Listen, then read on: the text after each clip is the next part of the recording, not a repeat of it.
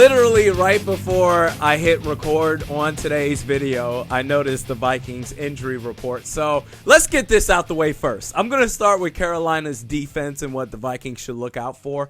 But let's get this out the way first.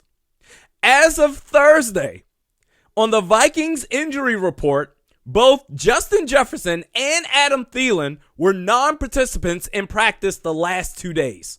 Dalvin Cook, however, full participant. So what that means is if Adam Thielen and Justin Jefferson are out for Sunday's game against Carolina and Dalvin Cook is healthy, then run your ass to a victory, hopefully. Or dare I say, D.D. Westbrook, huh? Oh, that wide receiver 3. Who's going to be the wide receiver 3? We know it's KJ Osborne, but everybody wanted D.D. Westbrook so bad. Time for him to step up. Him along with Tyler Conklin. Are you kidding me?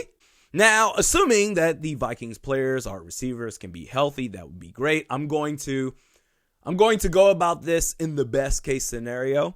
Now, if not, if both players are out, then all hell is going to break loose.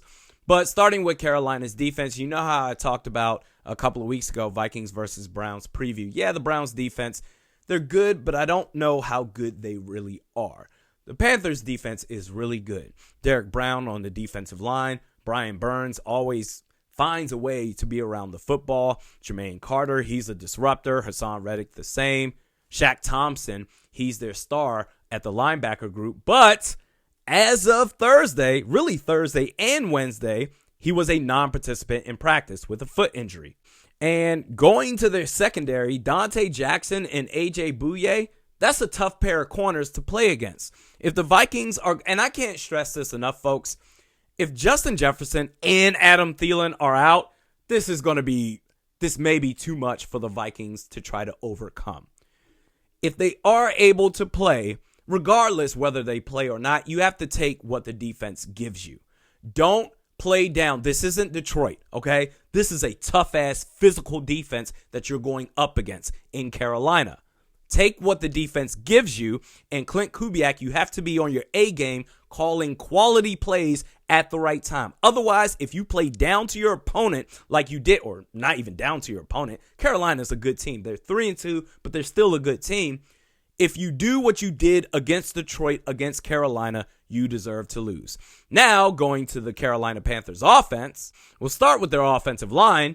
This offensive line for Carolina is an absolute disgrace. It's bad. It's Vikings 2016 offensive line bad. Sam Darnold is under so much duress all the damn time. Right now, he's tied for 4th in sacks this season with 14, which should bode well for Everson Griffin and Danielle Hunter. Right now, combined, they have 10 sacks on the season. The Vikings, as a team, are 2nd in the league in sacks at 17, which oddly enough, the Carolina Panthers are tied at 3rd with 16. So Kirk Cousins, look out for the pressure because it's going to be there. But the Vikings are going to need that pass rush. At the same time, you have to understand, Sam Darnold is well aware of how little time he has. He knows to get rid of the football quickly. And even when the pocket is collapsing around him, he knows how to step up and make plays outside of the pocket. If you can get him to force some throws, get a good pass rush on him, you can have a chance to get a couple of turnovers. Right now, Sam Darnold, 6 for 6, 6 touchdowns, 6 interceptions.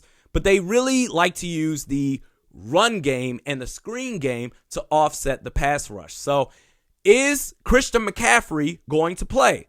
That's a big question because as of Thursday, he was a non-participant in practice, although the day before Wednesday, he was a limited participant. Now, if he ends up playing on Sunday, that's a game changer. Christian McCaffrey, he really does take the pressure off of his quarterback.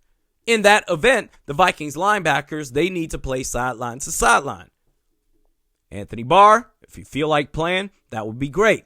It's crazy because this is the game, assuming that McCaffrey does end up playing, this is the game that is screaming for Anthony Barr to have a good day. Now, if McCaffrey doesn't play, then, all right, Chuba Hubbard, he's a nice running back as far as running with the football.